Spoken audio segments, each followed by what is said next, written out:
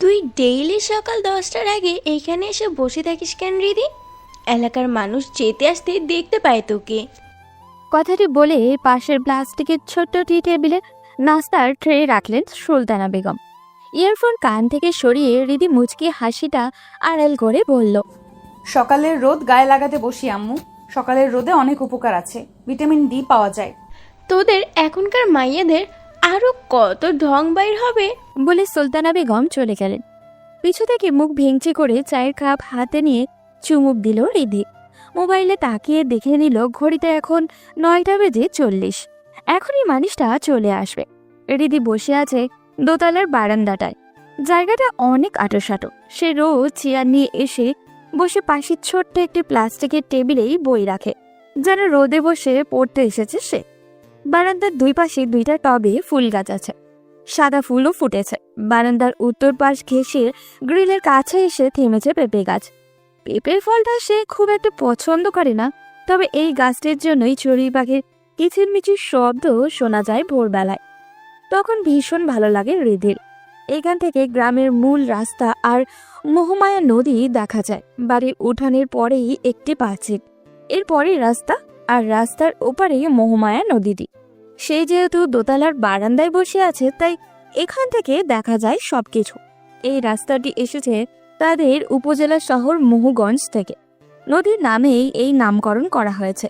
সে দাদার থেকে শুনেছিল মহুগঞ্জ শহরটি নদীর পাড়ে হয়েছে, কারণ নদীপথে আগে বাণিজ্য হতো। ঘড়িতে ঠিক 9:49 হৃদি দেখতে পেল মানুষটিকে। সাদা শার্ট ইন করে পরা, হাতা গোটানো, লম্বা কালো চুল, মুখে খোঁচা খোঁচা দাড়ি, চোখে যেন একরকম বিষণ্ণতা অথচ দৃঢ়তার ছাপ। হৃদয়ের হৃদস্পন্দন বেড়ে যাচ্ছে ক্রমশ। মানুষটা কেমন যেন অন্যরকম। আজকাল দেখলেই মনটা কেমন ভালো হয়ে যাচ্ছে। কেন এমন হয় হৃদি জানে না, শুধু জানে ওনার ব্যক্তিত্বের কথা বলার ধরন সবকিছু ভীষণভাবে মুগ্ধ করে হৃদিকে। তিনি বাড়ির ঠিক সামনে চলে এসেছেন, ধীরে ধীরে হেঁটে চলে যাচ্ছেন। হৃদি হিপনোটাইজ হয়ে তাকিয়ে থেকে বসা থেকে কখন যে দাঁড়িয়ে গ্রিলের কাছে চলে গেল টেরই পেল না সে। যতক্ষণ দেখা যায় অহন স্যারকে, ততক্ষণ তাকিয়েই রইল মোহবৃষ্টি হয়ে। ক্ষীণকাল পর দীর্ঘশ্বাস ছেড়ে আবারও চেয়ারে বসে যায় সে। নিজের নাজুক অবস্থা যেন বুঝতে পারছে হৃদি। দিনকে দিন ভীষণভাবে মানুষটির প্রতি ঝুঁকে যাচ্ছে সে। এই ঝুঁকে যাওয়া, এই আগ্রহ, এই ভালো লাগার নাম কি সে কি দেবে? ভালোবাসা? কিন্তু তা কিভাবে সম্ভব? তার পরিবার কি মানবে? এই সমাজ কি মানবে? স্যারের সব কিছু জানলে আত্মীয় স্বজন তো কথা বলতে পিছু হটবে না। হৃদি রোজকার মতো আজ আবার নিজেকে আচ্ছা করে শাসন করতে শুরু করলো। এসব পাগলামি তার ছাড়তে হবে, বাড়াবাড়ি বন্ধ করতে হবে। এ হয় না, কোনোভাবেই হবে না। উল্টে কলঙ্ক লাগবে। কিন্তু ভাগ্যের কি নির্মম পরিহাস! নিজের সঙ্গে নিজের এত অঙ্গীকার সন্ধি সবই ভেঙে গেল বিকেল 3টায়, যখন স্কুল ছুটি হয়। ঠিক গ্রিলের কাছে এসে দাঁড়িয়ে গেল রিধি। তাকিয়ে রইল ওই উত্তর দিকে নদীর কুল ঘেঁষে দাঁড়িয়ে থাকা বিশালাকৃতি কদম গাছটির দিকে। এতটুকু যে এখান থেকেই দেখা যাচ্ছে, ওই দিক দিয়েই আসবেন অন স্যার। হৃদের হৃদয়ে আলোড়ন তোলা মানুষটি। ছাত্রছাত্রীরা বুকে বই চেপে ধরে, কেউ পিঠের ব্যাগ ঝুলিয়ে যাচ্ছে।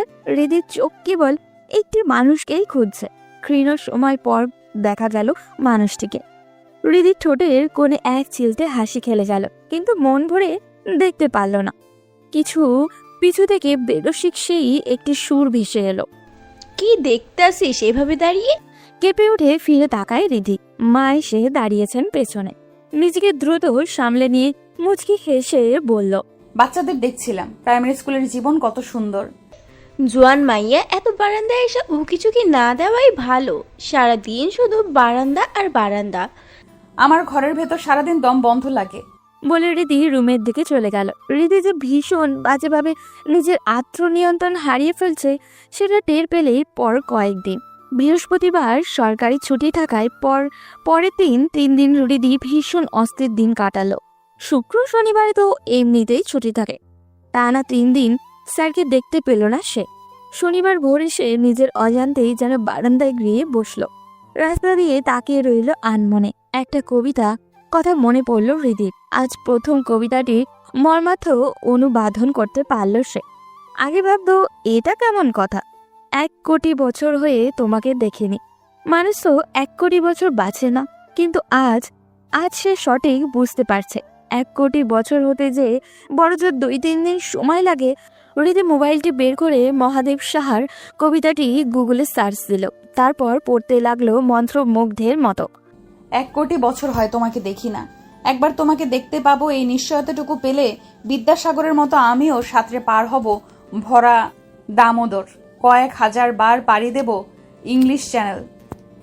তোমাকে একটিবার দেখতে পাবো এইটুকু ভরসা পেলে অনায়াসে ডিঙাবো এই কারার প্রাচীর, ছুটে যাব নগরাজ্যে পাতালপুরীতে, কিংবা বোমারু বিমান ওরা শঙ্কিত শহরে। যদি জানি একবার দেখা পাবো তাহলে উত্তপ্ত মরুভূমি অনায়াসে হেঁটে পাড়ি দেব, কাটা তার ডিঙাবো সহজে, লোকলজ্জা ঝেড়ে মুছে ফেলে যাব যে কোনো সভায় কিংবা পার্কে ও মেলায়। একবার দেখা পাবো শুধু এই আশ্বাস পেলে এক পৃথিবীর এইটুকু দূরত্ব আমি অবলীলাক্রমে পাড়ি দেব। তোমাকে দেখেছি কবে, সেই কবে, কোন বৃহস্পতিবার, আর 1 কোটি বছর হয় তোমাকে দেখি না। কবিতাটি পড়তে পড়তে হৃদির বুকটায় কেমন যেন চিনচিন এক ব্যথা শুরু হলো, শ্বাস প্রশ্বাস বেড়ে গেল, কান্না যেন দলা পাকিয়ে এলো গলার কাছটা। কবিতার প্রতিটি কথা কি তার মনের সুপ্ত কথা নয়? হৃদি ক্ষণে ক্ষণে অস্থির হয়ে উঠল, যেন এখনই পাখির মতো উড়ে চলে যেতে ইচ্ছা করছে মানুষটির বাড়ির চালে, বারান্দায়, জানলার পাশটায়, তারপর নয়ন ভরে দেখবে ওকে। কিন্তু পরের দিন আবারই নিজের ভার্সিটি যেতে হলো তাকে। জরুরি ক্লাস ছিল, তবে পুরো ক্লাসেই মনোযোগ নেই। বান্ধবীদের সকল কথা, রসিকতা কিছুই যেন মাথায় ঢুকছে না ওর। সবই যেন সমাবেশের কিংবা ব্যস্ত মাছের বাজারের কথাবার্তাগুলো, যেগুলো কানের পাশ দিয়ে চলে যাবে, আলাদা করে গুরুত্ব দিতে হবে না। হৃদির দুপুরের দিকে মনে হলো আজ ভার্সিটিতে না এলে কি এমন হতো। মানুষটা স্কুলে গিয়েছে, সে বারান্দায় বসে থাকলেই তো দেখতে পেত, কিংবা এখন চলে গেলেও তো স্কুল ছুটির পর দেখতেও পাবে। কিন্তু না, হৃদির ভেতরে কেউ যেন প্রচন্ড জেদ করেছে। ক্লাসেও আজ পাঠিয়েছে সে। তার কথা হলো, একজন মানুষের জন্য তুই ক্লাস বাদ দিবি কেন? তোর মা বাপ কি এই জন্য জন্ম দিয়েছে যে পড়ালেখা বাদ দিয়ে অন্য ছেলেকে দেখতে হবে? এখন পুনরায় ভেতর থেকে বলছে সে তোর কে হয়, জামাই লাগে? তুই কেন অর্ধেক ক্লাস করে বাসায় দৌড়াবি তাকে দেখার জন্য? হৃদি প্ররোচিত হয়ে ক্লাসে মনোযোগ দিল। ক্লাস শেষে বিকেলে ফিরল সে। ভার্সিটিটা দূরে বলেই আস্তে আস্তে প্রায় 4টে। সে রিক্সা নিয়েই ফিরছিল। অহন স্যারের বাড়ির ঠিক সামনে এসে কে যে হলো হৃদির, তা ভেতর চেয়ে সেই যুক্তিবাদী সত্তা বাজেভাবে হেরে গেল। কবিতার সেই লাইনের মতো অন্য সত্তা যেন বলে উঠল, একবার তোমাকে দেখতে পাবো এই নিশ্চয়তাটুকুই পেল। ভাড়া চুকিয়ে রিক্সা থেকে নেমে গেল হৃদি। মোবাইলের সেলফি ক্যামেরাটা খুবই সচেতনভাবে নিজেকে দেখে নিল সে। পিঠে বইয়ের ব্যাগ, পরনে ব্লু কালারের বোরখা আর মাথায় স্কার্ফ। সে অহন স্যারের বাড়ির রাস্তা দিয়ে ঢুকলো। বাড়িটি খুবই শান্ত এবং নীরব। বাঁদিকে পুকুরঘাট, রাস্তার 2 পাশে নানান প্রজাতির গাছ, উঠানের এক পাশে বাগান, বাহারি ফুল ফুটে আছে সেখানে। দেখলেই মনে হয় একজন রুচিশীল মানুষের বাড়ি এটা। বারান্দায় একটা চেয়ারে বসা ছিলেন সাজেদা বেগম, বয়স্ক অসুস্থ মানুষ তিনি। তার দিকে আগ্রহী চোখে তাকিয়ে আছেন। গ্রিলটা খুলে সালাম দিয়ে ভালো মন্দ জিজ্ঞাসা করল সে। সঙ্গে সঙ্গে পাশের রুম থেকে বের হয়ে এলেন অহন স্যার। কিছুক্ষণের জন্য সব কিছু ভুলে মানুষটির দিকে তাকিয়ে রইল হৃদি। একটা ট্রাউজার আর পাতলা গেঞ্জি পরনে, লম্বা চুলগুলো খানিক এলোমেলো। সাজেদা বেগম তার পরিচয় জিজ্ঞাসা করার আগেই অহন স্যার বললেন, আরে রিদি যে, কি মনে করে এদিকে বসো। রিদি নাকি? আমি তো চিনতেই পারি নাই, বড় হইয়া গেছে মাইয়াটা। হৃদি লাজুক হাসে বলল, আসলে জলের তেষ্টা পেয়েছিল, তাই ভাবলাম পানি খেয়ে যাই, আর আন্টিকেও দেখে গেলাম। ভালো করছো, বাথরুমে যাইতে হইলেও যাও। স্কুল কলেজে যাইতে আসতে প্রস্রাব পাইলে লজ্জা পাইবা না, এগুলো লজ্জা শরমের কিছু না। হৃদি সত্যি বাথরুমে গেল, যেন ওরা ভাবে শুধু পানি খেতে না, এটার জন্য এসেছে, কোনো সন্দেহ যেন না আসে। সে বাথরুমে গিয়ে আয়নায় খানিকক্ষণ নিজেকে দেখে বের হয়ে চলে এলো। বসলো এসে সাজেদা বেগমের সামনে চেয়ারে। অহন জগ আর গ্লাস নিয়ে এলো। হৃদি লাজুক হেসে বলল, স্যারকে কষ্ট দিচ্ছি এসে। এগুলো ব্যাপার না। বলে সে জল ঢেলে গ্লাস বাড়িয়ে দিয়ে বলল, না। অহন গ্লাস হাতে ঝুঁকে দাঁড়িয়ে আছে।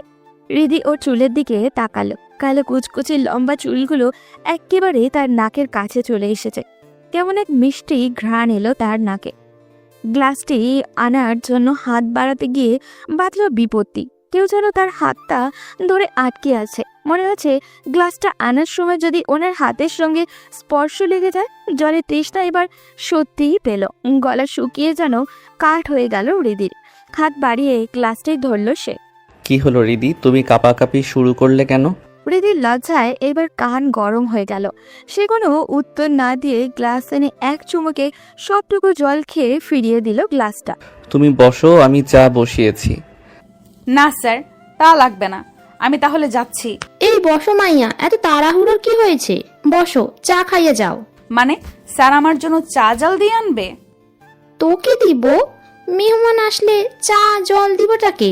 সে যদি বিয়া শাদী না করে তাইলে সব তো তারই করণ লাগবো। অহন জগ আর গ্লাস নিয়ে তাড়াতাড়ি মায়ের সামনে থেকে বিদায় হয়ে গেল। সাজেদা বেগম মিটমিট করে হেসে বললেন, টাইট হইয়া বইসা আছে, সে বিয়া করবেই না। বাড়ির সব কাজ করে, এই যে উঠান সহ ঝাড়ু দেয়, সকালে রান্না বান্না করে খেয়ে স্কুলে যায়, আইসাও সেম। তারপরেও বিয়ার নাম নিব না। হৃদির কি বলা উচিত সে ঠিক বুঝতে পারছে না। সে অস্বস্তিতে আঙুল ফুটিয়ে বলল, ও স্যার একা একা সব কাজ করেন? হ, সব কাজ। ঘর থেকে বাইরই হয় না। নামাজও ঘরে পইরা নেয়। মাঝে মধ্যে শুধু মাগরিবের নামাজ পড়তে বাইরে যায়। হৃদির হৃদয়ে যেন মমতার ঢেউ খেলে গেল। মনটা বলে উঠল, আহারে, মানুষটা মহিলাদের মতো কাজের জন্য বাড়িতেই সারাক্ষণ থাকতে হয়। সাজেদা বেগম ছেলেকে উদ্দেশ্য করে বললেন। অহন আমারে পানি দিয়া যা। অহন শুনতে পেল না। হৃদি আমতা আমতা করে বলল, পান সুপারি কোথায় বলুন আন্টি, আমি এনে দিচ্ছি। না না, তুমি বসো, ও আইনা দেবে। আচ্ছা, আমি ওনাকে বলছি গিয়ে। বলে হৃদি উঠে চলে গেল। বারান্দা ধরে এগিয়ে চুলোর আগুনের শব্দ শুনে রান্নাঘরে এলো। অহন চুলোর সামনে। পুরুষ মানুষকে রান্নাঘরে দেখতে কি যে বিশ্রী লাগে হৃদির। সে ক্ষীণ সময় দরজার সামনে দাঁড়িয়ে রইল। পিছে থেকে ওনাকে দেখতে ভীষণ ভালো লাগছে তার। তার থেকে কি খুব বেশি লম্বা উনি? না, এটা এর আগে না তো কখনো খেয়াল করেনি হৃদি। সেও তো একেবারেও খাটো নয়। ভাবনায় ব্যাঘাত ঘটালো অহন। আরে তুমি এখানে কেন? কোনো দরকার? হৃদি শুকনো ঢোক গিলে বলল, আন্টি পানের জন্য ডাকছেন আপনাকে। ও, সুপারি তো কাটা নেই, গিয়ে বলো আসছি। কাটা সুপারি আনলেই পারেন, আপনার জন্য সুবিধা হয়। হ্যাঁ, তা আনি, তবে গতদিন বাজারে গিয়ে কাটা সুপারি পাইনি। ও আচ্ছা, সুপারি কোথায় আছে বলুন, আমি বানিয়ে দিচ্ছি আন্টিকে। আরে না, তুমি গিয়ে গল্প করো আম্মুর সাথে। তাছাড়া চা বসিয়েছি, সে ভুলে গেছে। চা খাওয়ার পরই না পান খাবে। ও হ্যাঁ, তাই তো। বলে হৃদি বারান্দায় গিয়ে আবারও ফিরিয়ে এসে বলল, তাও বলুন কোথায়, আমি বানিয়ে রাখলাম। অহন মুচকি হেসে বলল, সামনের রুমেই টেবিলে আছে। মুচকি হাসিটা হৃদির হৃদয়ে গিয়ে স্পর্শ করলো। সে সামনের রুমে গিয়ে সুপারি আর পান পেল পলিথিনের প্যাকেট। পানদানি পেল ওই পাশে।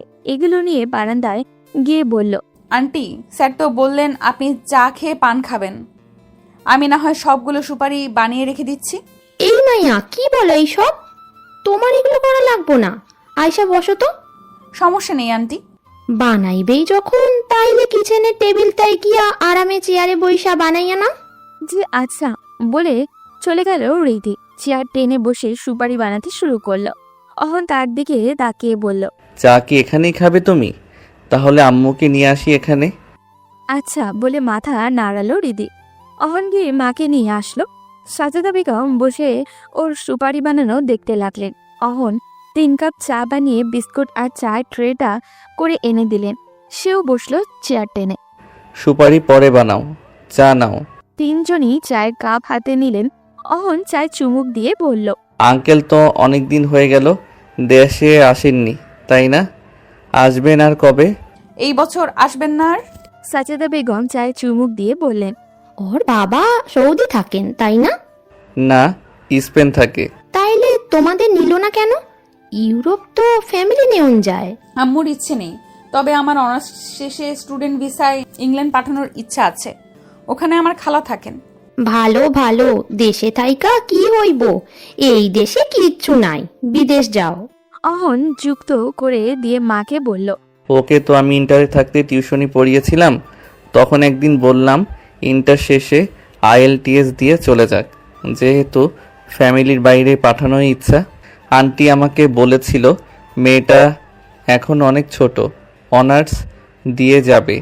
এখন অনার্স দিতে দিতে দেখো বুড়ো হয়ে যাবে। সাজেদা বেগম ধমকের সুরে বললেন, কি যাতা বলিস, বাচ্চা একটা মেয়ে বুড়ো হইয়া যাবে কেন? নিজের চিন্তা কর, চুল পাইকা গেছে, কালার দিয়াও দেখা যায়। অহন মায়ের দিকে তার কটমট করে তাকালো। সাজেদা বেগম তার দৃষ্টি লক্ষ্য করে বললেন, আমার দিকে এভাবে তাকাবি না, আমি তোর স্কুলের ছাত্রছাত্রী না। এবার রিধি খিলখিল করে হেসে উঠল। সাজেদা বেগম সাথে হাসলেন। একাকী বাড়িতে পুরো দিন একা বসে থেকে তিনি তেমন হাসির উপাদান পান না।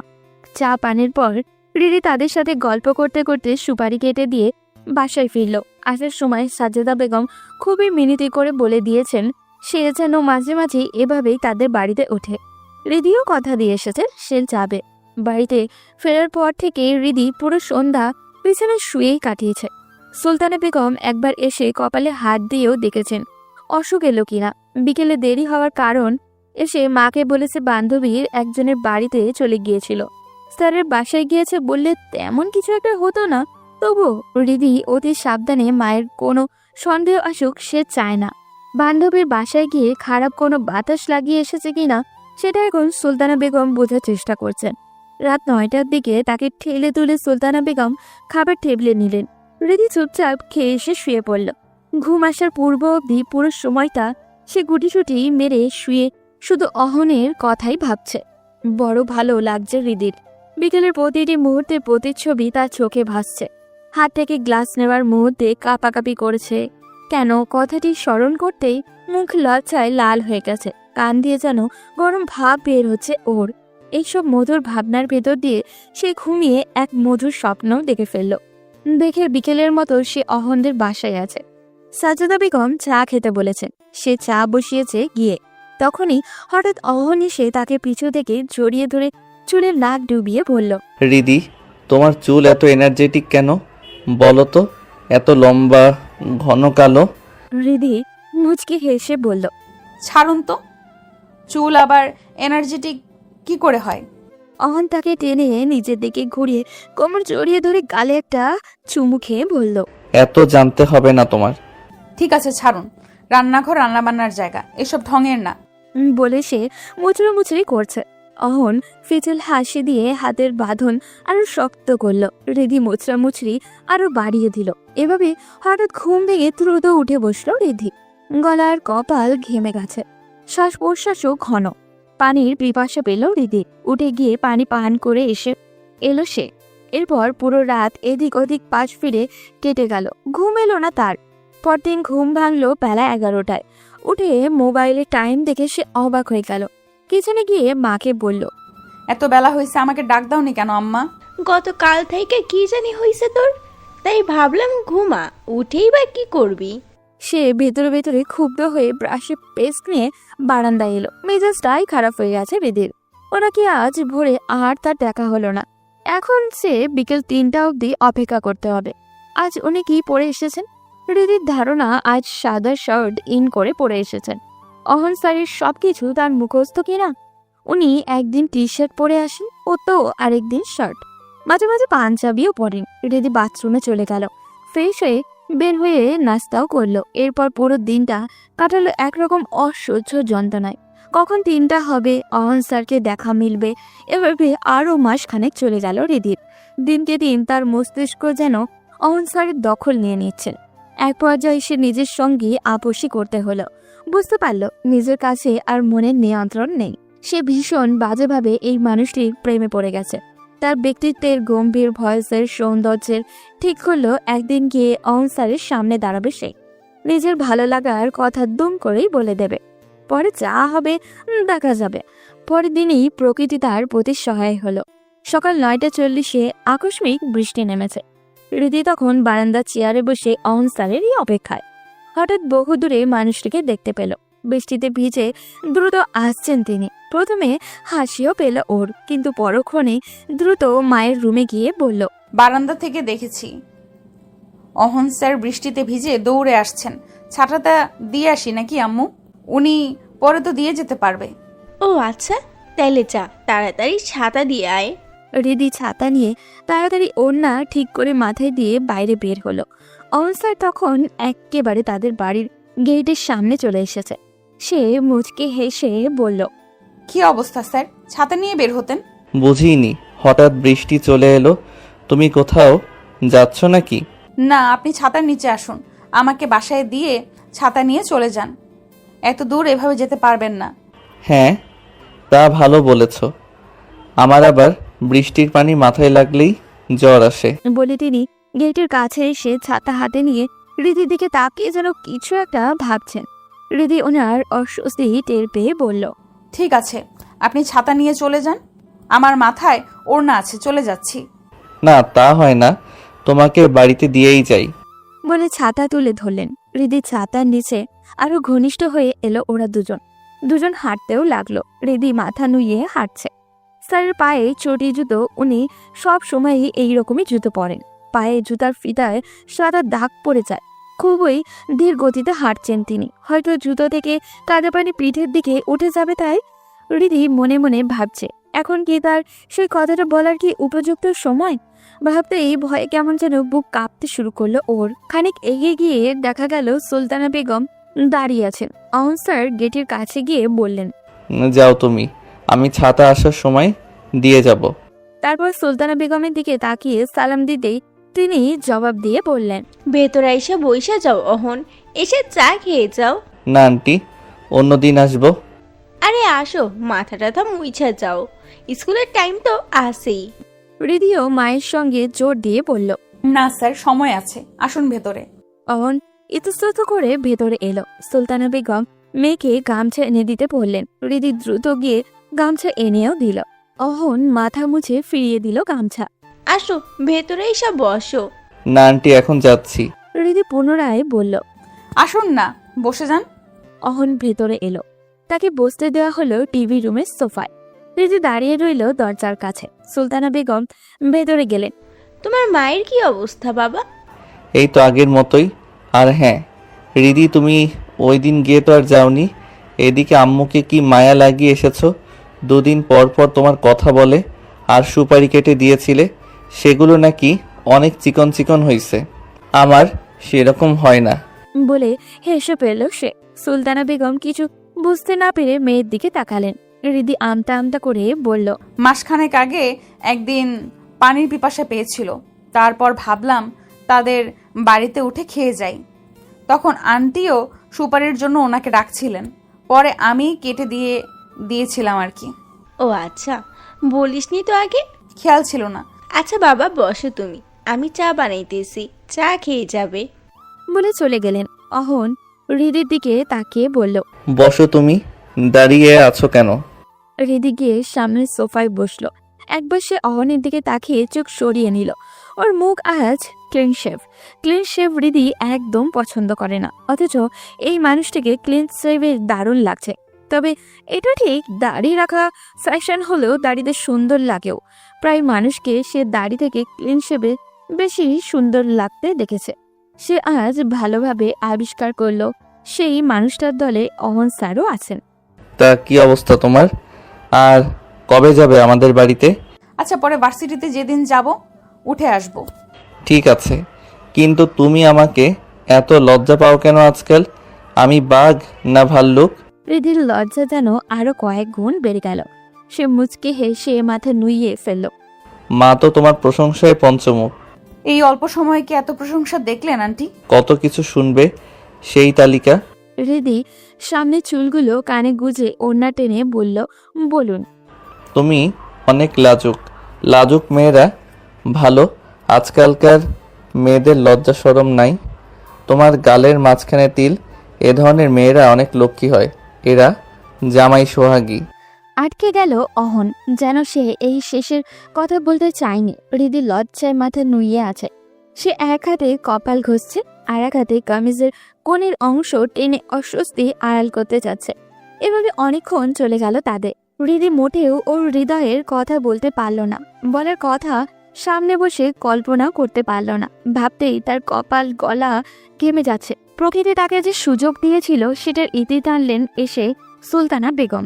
চা নিয়ে এসে টি টেবিলে রেখে অহনকে দিলেন, নিজে নিয়ে হৃদিকেও দিলেন।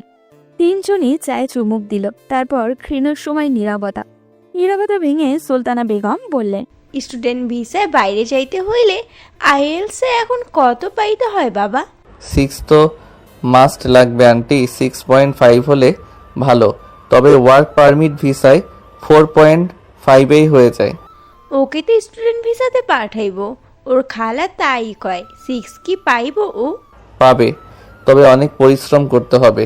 মাস 6 পরিশ্রম করলে পারতেও পারে, অথবা 1 বছর। হৃদির পড়ালেখার বিষয়ে খানিকক্ষণ আলাপও হলো, কিন্তু দীর্ঘ হতে দিল না অহন। স্কুলের সময় হয়ে যাচ্ছে বলে চলে গেল সে। এরপর পুরো দিন বৃষ্টির দিন, স্কুল ছুটির সময়ও। তখন হৃদি বারান্দায় তাকিয়ে দেখছে সে। অহন তাদের গেটের কাছে এসে বাড়ির দিকে তাকিয়ে হৃদিকে দেখতে পেয়ে বলল, ছাতা নিয়ে চলে যাচ্ছি। চলে যান স্যার। অহন চলে গেল। হৃদি তাকিয়ে রইল যতক্ষণ দেখা যায়। পরে 2 দিন শুক্র ও শনিবার ছুটির দিন। হৃদির 2 দিন ভেবে আরো দৃঢ়ভাবে সিদ্ধান্ত নিল যে যেভাবেই হোক স্যারকে সে মনের কথাটি বলবেই। প্রায় 3-4 বছর থেকে সে একা একা পড়ছে। এভাবে আর কতদিন সে যে দ্বিধায় পড়ছে, যে সমাজ আর পরিবারকে ভয় পেয়ে আসছে। সেই ভয় তো তাকে নিয়ন্ত্রণ করতে পারেনি। রোজই তো একটু একটু করে আরো বেশি ভালোবেসে ফেলেছে মানুষটিকে। এবার মনের কথাটি তাকে বলে দিতেই হবে। তারপর স্যার রাজি হতে পারে, স্যারই সুন্দর কোনো সমাধান বের করতে পারবেন। কিন্তু কিভাবে বলবে ও? সামনে গেলে তো সব কথাই বলতে পারে না। ফোনে বলা যায়, হোয়াটসঅ্যাপে মেসেজ দেওয়া যায়, কিন্তু এভাবে স্যারের প্রতিক্রিয়া কি হবে বোঝা মুশকিল। হতে পারে রেগে গিয়ে মেসেজ এনে মাকে দেখিয়ে দিল। কথাগুলো তাকে সামনাসামনিই বলতে হবে, এটাই ভালো হবে। সে ঠিক করলো রবিবারে ক্লাস শেষে তাদের বাড়িতে যাবে এবং সেখানে স্যারকে কথাগুলো বলবে। পরক্ষণেই আবার মনে হলো সে হয়তো তখন গুছিয়ে বলতে পারবে না, সময় পাবে না। সেক্ষেত্রে কিছু কথা বলে যদি দেখে ওনার প্রতিক্রিয়া ইতিবাচক, তাহলে চিরকুটে বিস্তারিত আছে বলেও দিয়ে আসতে পারবে। তাহলে কি একটা চিঠি লেখা ফেলা দরকার? সেখানে মনের সমস্ত কথা লেখা থাকবে। হৃদির কাছে এই বুদ্ধিটাই ভালো মনে হলো। রাত জেগে একটা চিঠি লিখে নিল হৃদি। অনেকগুলো কাগজ ছিঁড়ে ফেলার পরই এই চিঠিটা গ্রহণযোগ্য হয়েছে হৃদির কাছে। রবিবারে সে ভার্সিটিতে সুন্দর একটা লং ড্রেস পরে গেল, খানিকটা সাজুগুজু করলো নানান প্রসাধনী দিয়ে। ফেরার পথে 3:30টার দিকে অহনের বাড়িতে উঠল ও। অহন তখন স্কুল থেকে ফিরে তার রুমে আরাম করছে। সাজেদা বেগমও নিচের রুমে। সে ওনার রুমে গিয়ে সালাম দিতেই বিছানা থেকে উঠে বসলেন তিনি। আরে হৃদি আসছো দেখতেছি, আসো বসো। হৃদি বিছানায় গিয়ে বসলো। তখন সাজেদা বেগম জিজ্ঞাসা করলেন, তোমার মা কেমন আছেন? ভালোই আন্টি। সেদিন নাকি অহন তোমাদের বাসায় উঠছিল, ছাতা নিয়েও আসছে। ছাতা না নিয়ে যাওয়ার শিক্ষা হাড়ে হাড়ে টের পাইছে হারামজাদা। তা তুমি আসছো, অনেক খুশি হয়েছি। না স্যার, বললেন আসতে আরেকদিন, ভাবলাম ছাতাও নিয়ে গেলাম, আপনাকেও দেখা হয়ে যাবে। ভালো করছো, যাও তো দেখো কি করতেছে, চাটা বসাক। হৃদি খুশি হলো, এটাই তো চাচ্ছিল। সে স্যারের রুমের দরজায় এসে নক দিল। কে? আসো। হৃদি দরজা খুলে দেখে অহন ইয়ারফোন কানে গুজে কিছু দেখছে। ও তুমি আসছো, আমি ভাবলাম পাশের বাড়ির কেউ। বলে সে উঠে বসলো। গেঞ্জি গায়েই ছিল, সেটার উপর টি শার্ট পরলো। হ্যাঁ, ভাবলাম আন্টিকে দেখে যাব। ছাতা কিন্তু আমি দিয়ে এসেছি। ও, আমি ক্লাস থেকে এলাম এখন, আর ছাতার জন্য আসিনি। ভালো করেছো, বসো আম্মুর কাছে, চা বসাই। হৃদি শুকনো ঠোক গিল। এখনই তার কথাটি বলতে হবে, ভয় পেলেই চলবে না। বুক কাঁপছে হৃদি, তবুও সে ইতস্তত করে বলল, আরও একটা কাজে এসেছি, আপনাকে আমার কিছু কথা বলার আছে। অহন খানিকক্ষণ ওর দিকে তাকিয়ে থেকে বলল, তাই নাকি? আচ্ছা বলো। এখানে বলা যাবে? কেউ শুনবে না? না, মায়ের রুম থেকে শোনা যায় না। হৃদি আমতা আমতা করতে শুরু করলো। তার কপাল আর গলা ঘেমে গেছে। অন্যের আঁচল দিয়ে মুছে নিল সে। অহন তাড়া দিয়ে বলল, কি হলো, তোমাকে এত নার্ভাস লাগছে কেন? কি বলবে বলো? আমি আসলে মুখ দিয়ে আসছে না রিধির। সে অপারগ হয়ে বলল, আমার কাছে একটা কাগজ আছে, সব সেখানে লেখা আছে, আপনি পড়লেই হবে। পরে কল দিয়ে আমাকে উত্তরটা জানাবেন।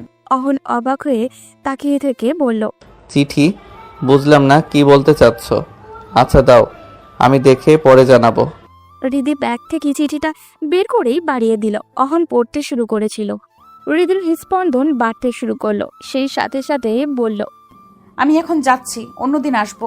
বলে অহনকে কোনো সুযোগ না দিয়ে উঠে সাজেদা বেগমের দরজার কাছে এসে বলল, আন্টি, আমার একটু এখনই যেতে হবে, আম্মু ফোন দিয়েছে। কি বলো? চা খাইয়া যাও মাইয়া, তোমার মাকে আমার কথা বলো। না আন্টি, অন্যদিন আসবো, এখন যেতে হবে। বলে কোনো মতে পালিয়ে এলো বাইরে। রিধি চলে যাওয়ার পর অহন আর চিঠি পড়েনি। আসলে আজান দিয়েছে অনেক আগেই, তাই ভাবলো রিধি যখন চলে গেছে তাহলে আর চা বসাতে হচ্ছে না। পুকুর থেকে অজু করে এসে নামাজ শেষে বালিশ নিচ থেকে পুনরায় চিঠি বের করলো। স্যার, আপনি এই চিঠি পড়ছেন মানে হলো আমার মুখে এই কথাগুলো বলতে ব্যর্থ হয়েছি।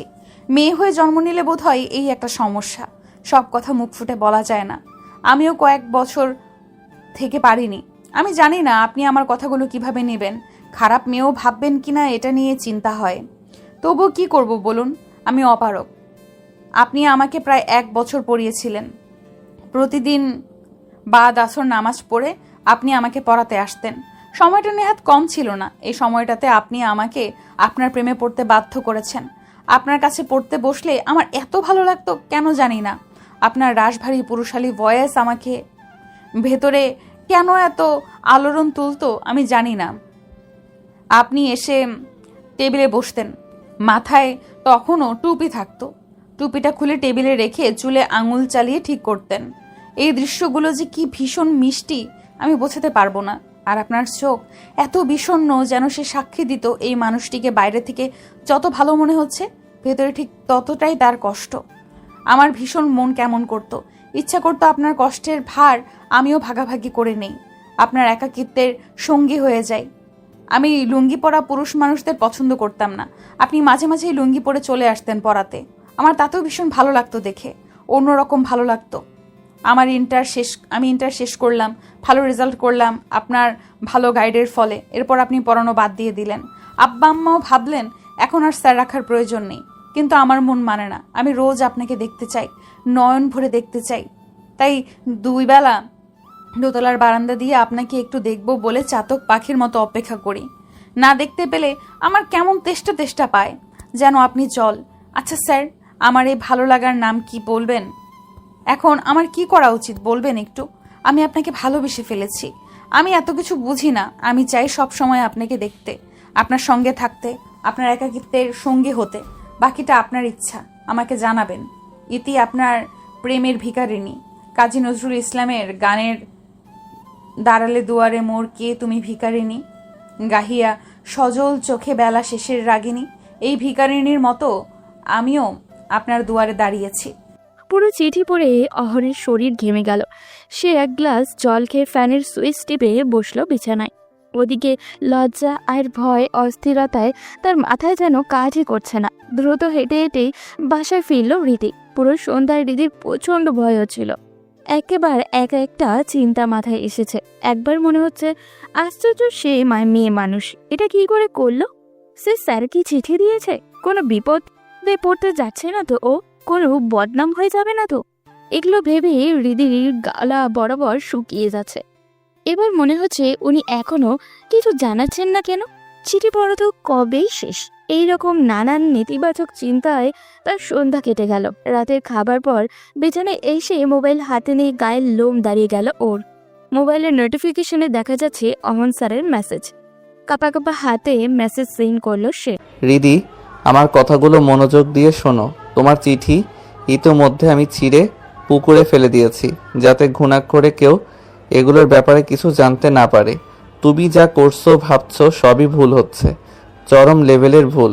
তোমার মা বাবা আমাকে বিশ্বাস করে তোমাকে পড়ানোর দায়িত্ব দিয়েছিলেন। এখন এসব তারা শুনলে খুবই কষ্ট পাবেন। তাছাড়া তোমার জন্য উজ্জ্বল ভবিষ্যৎ অপেক্ষা করছে। তুমি সদ্য ফোটা এক নবীন পুষ্প, আমার মতো না। তুমি কেন আমার সাথে নিজের জীবন জড়াবে? তুমি এরকম ভুল সিদ্ধান্ত নিয়ে সুন্দর জীবন নষ্ট করতে পারো না। আন্টির অনেক স্বপ্ন তোমাকে নিয়ে, আর কখনো এগুলো আমাকে বলবে না। আমি তোমার থেকে এসব আর শুনতে চাই না। পড়ালেখায় মনোযোগ দাও। ভালো থেকো। মেসেজ পড়ে হৃদির মিশ্র অনুভূতি হলো। স্যার তাকে প্রত্যাখ্যান করেছে, এইটা একটা কষ্ট। ইতিবাচক বিষয় হলো স্যার প্রত্যাখ্যান করলেও তা গোপন থাকবে। নিজেকে নিরাপদ দেখে হৃদি বেশ সাহস পেল। সে পুনরায় মেসেজ দিল। আপনাকে পেলে আমার উজ্জ্বল ভবিষ্যৎ অন্ধকার হয়ে যাবে কেন মনে হচ্ছে? আমি তো আপনাকে চিনি, আপনার অতীত জানি, আপনার পরিবারকে জানি, সবকিছু জেনে বুঝেই তো চেয়েছি। আপনার আমাকে পছন্দ না হলে ভিন্ন ব্যাপার, কিন্তু দয়া করে আমার ভবিষ্যতের কথা বলে ফিরিয়ে দিবেন না। আমি মনে করি আপনার সঙ্গে আমার ভবিষ্যৎ সুন্দর হবে। উপাস থেকে ক্ষীণ সময় পর মেসেজ এলো। এটা কি বলছো রিদি? তোমাকে পছন্দ হবে না কেন? তুমি যথেষ্ট সুন্দরী, নম্র ভদ্র একটি মেয়ে। তোমাকে অপছন্দ হবার কোনো কারণ নেই।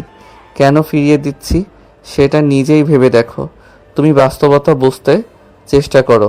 স্যারের মুখে নিজের সৌন্দর্যের প্রশংসা শুনে হৃদির মনটা ভালো হয়ে গেল। সে লাজুক হেসে মেসেজ দিল। আপনি বলুন বাস্তবতাটা কি? প্রথমত, তোমার পরিবার মানবে না। তাছাড়া আমার ব্যক্তিগত কারণও আছে। আমি আসলে প্রেম বা বিয়ে করতে আর আগ্রহী নই। আমার পরিবারের মানা না মানা পরে, আমার কাছে গুরুত্বপূর্ণ হচ্ছে আপনি আমাকে মানছেন কিনা। দেখো রিদি, আমি এত কথা বাড়াতে চাই না। আবারও বলছি, আমি কাউকে আর আমার জীবনে গ্রহণ করতে পারবো না।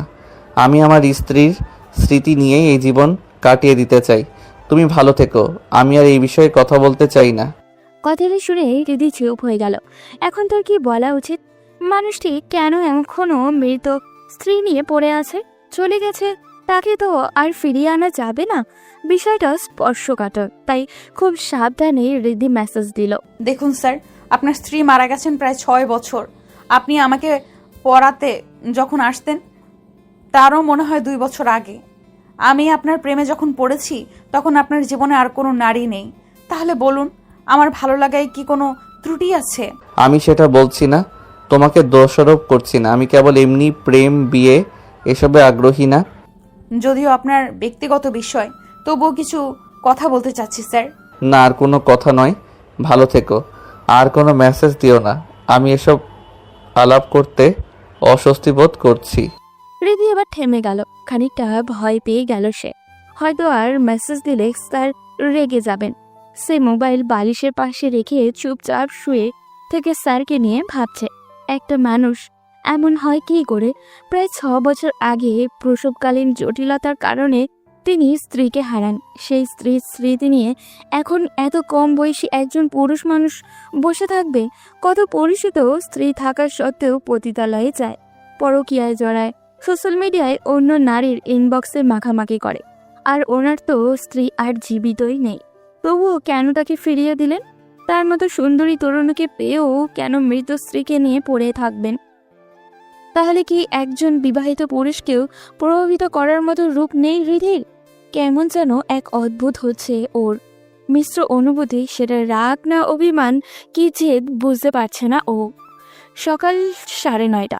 অহন স্কুলে যাওয়ার জন্য বেরিয়েছে। আজ তার হাতে ছাতা আছে, পরনে কালো গেঞ্জি, বাঁ হাতের কবজির উপরে ঘড়ি। নদীর তীর ঘেঁষে আসা ওই রাস্তাটি এসে শিমুল গাছের কাছে বাঁক নিয়েছে। সেটা পার হতেই নগ্ন হয়েছে হৃদিদের দোতলা বাড়িতে। অহন সাবধানে তাকিয়ে দেখে নিল বারান্দা। রোজকার মতো হৃদি বসে আছে সেখানটায়।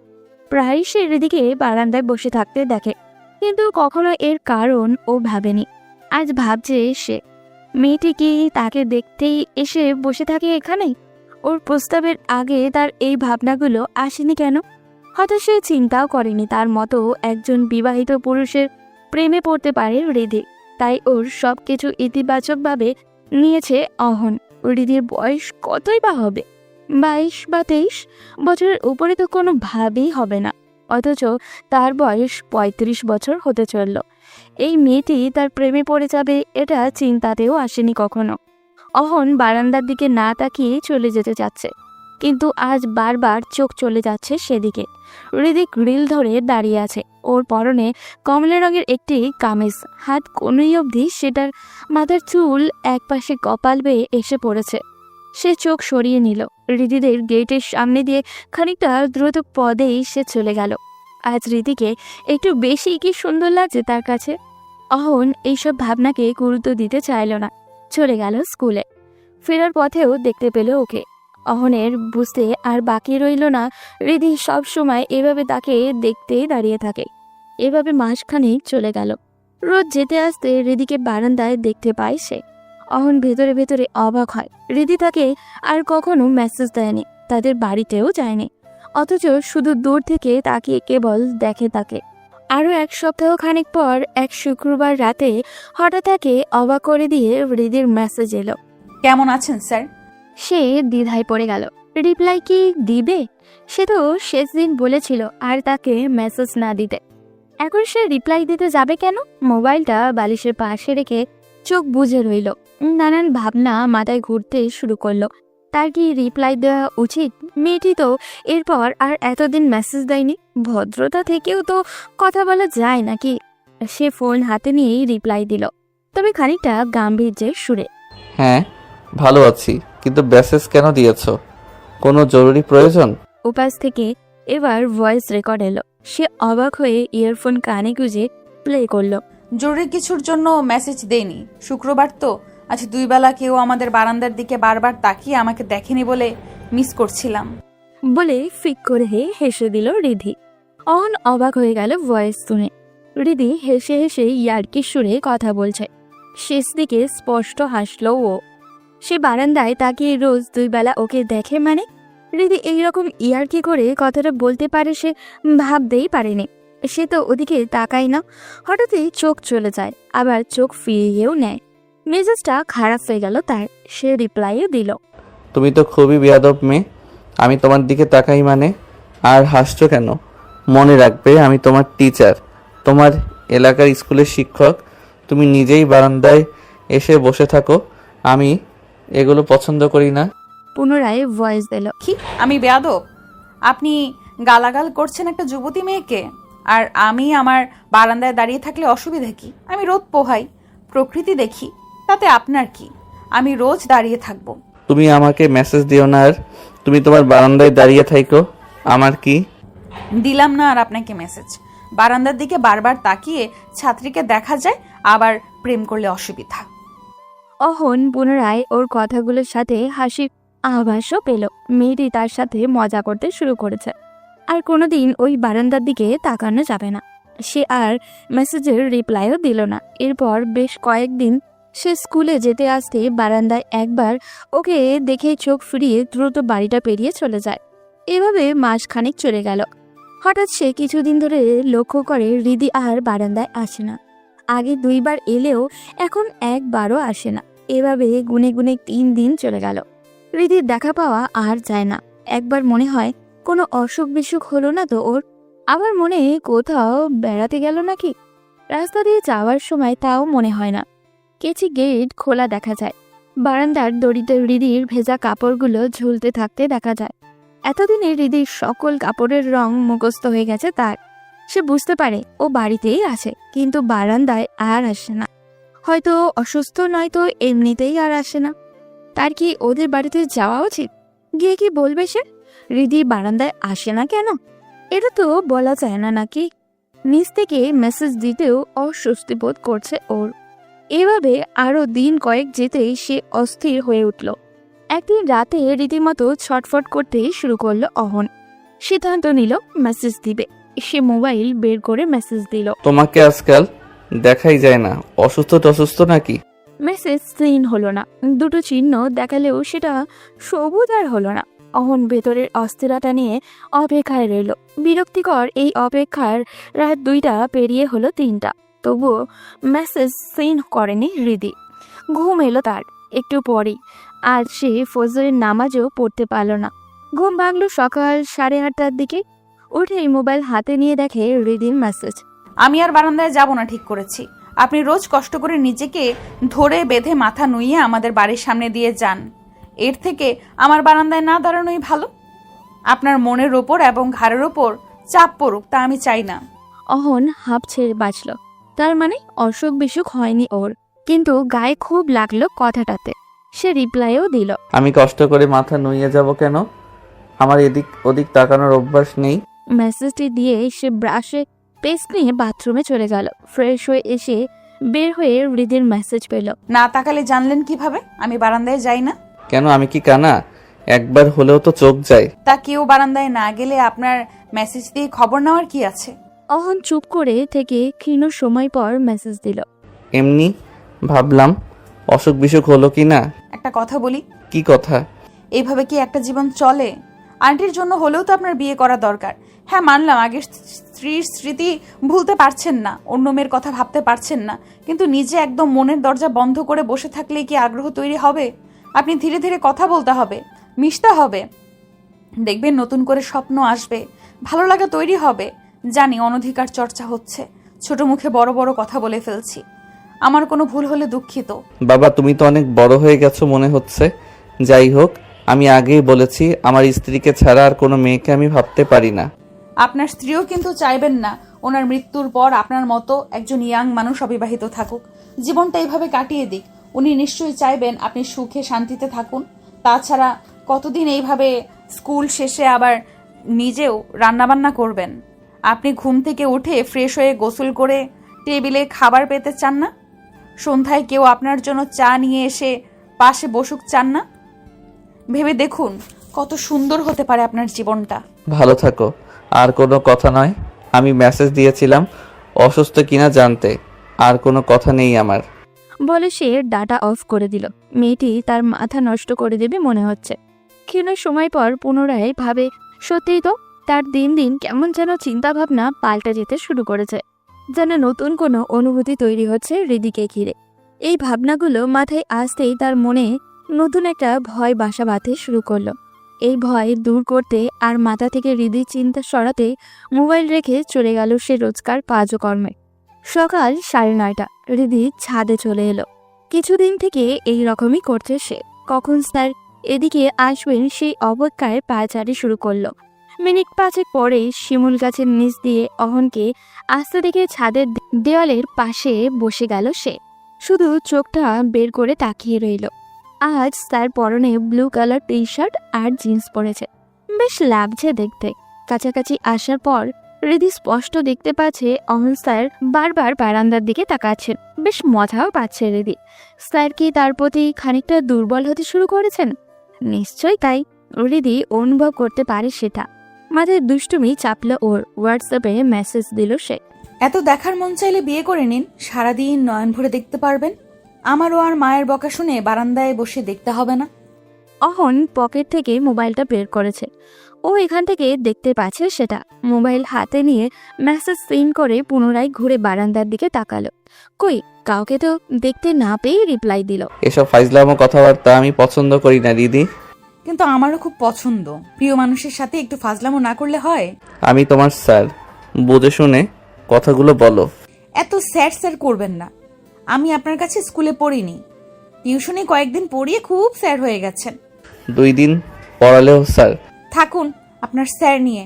যাকে দেখে প্রেম পায় তার সাথেই তো প্রেম করতে হবে। তোমার এসব ফাইজলামো বন্ধ করো। তোমার কি মনে হয় এখন আমার এসব প্রেম প্রীতির বয়স?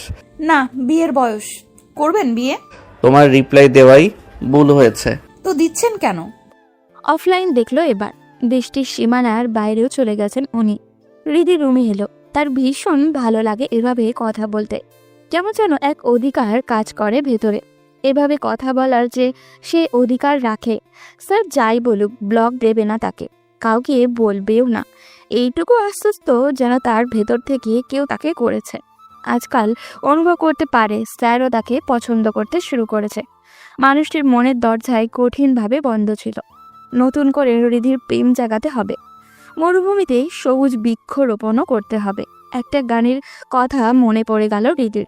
সে ইউটিউবে সার্চ দিয়ে বের করে সেটা শুনতে শুরু করলো। আমি পাথরে ফুল ফুটাবো শুধু ভালোবাসা দিয়ে, আমি সাগরে ঢেউ থামাবো শুধু ভালোবাসা দিয়ে।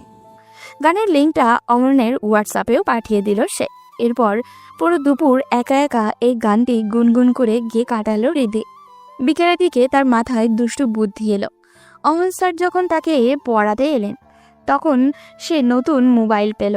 স্পেন থেকে একজন দেশে এলে ওর কাছে দিয়ে পাঠায় বাবা। সে মোবাইলের সমস্ত কিছু স্যারের মাধ্যমে শিখতে হয়েছিল। মোবাইলের কিছু বুঝতো না হৃদি, মা সেটা জানেন, তাই সে গিয়ে সুলতানা বেগমকে বলল, আম্মা, আমার ফেসবুকটাই কি জানি হয়েছে, ঢুকতে পারছি না, কিছুতেই কিছু হচ্ছে না। তুমি একটু অহন স্যারকে কল দিয়ে বলো না ক্লাস থেকে ফেরার পথে আমাদের বাসায় উঠতে। সুলতানা বেগম রান্নাঘরেই ছিলেন, ধমকের সুরে বললেন। ভালো হইছে, ফেসবুক গেছে, মোবাইলও যাক। সে কাঁদো কাঁদো গলায় বলল, এমন করো না তো আম্মু, কাল রাত থেকে এমনিতেই ঢুকতে পারতেছি না, দাও না একটা কল। তো তুই দে, আমাকে বলতেছিস কেন? আমি বললে কি উনি আসবেন? আর স্যারকে আমি কিভাবে বলবো আমার ফেসবুক ঠিক করতে এসে দিতে? বাবা, এইটা দেখে আবার বুঝিস। দাও না আম্মু, তুমি এখন সুযোগ পেয়ে লেগে গেছো। দে, কল ধরিয়ে দে, তোর জ্বালায় আমি আর বাঁচছি না। হৃদি মুচকি হেসে স্যারকে মায়ের সাথে কল ধরিয়ে দিল। সুলতানা বেগম কথা বললেন অহনের সাথে। সে আসবে বেলায় 3টার আগে হৃদি নিজে হাতে নুডলস বানালো অহনের জন্য। গোসল করে সাজগোজ করে ভালো জামা কাপড় পরল সে। 3:30 বাজতেই সে বারান্দায় না গিয়ে মনে মনে অপেক্ষা করতে শুরু করলো। ঠিক 3:40 তাদের দরজায় নক পেয়ে দ্রুত পায়ে এগিয়ে গেল হৃদি। খুলে দিল দরজা। অহন দাঁড়িয়ে আছে। কি সুন্দর লাগছে দেখতে। মধ্যবয়সী পুরুষ মানুষের সৌন্দর্যটা অন্যরকমই হয়। সেটাই বুঝি প্রেমে পড়ল হৃদি। কি হলো? সরে দাঁড়াও। জি আসুন।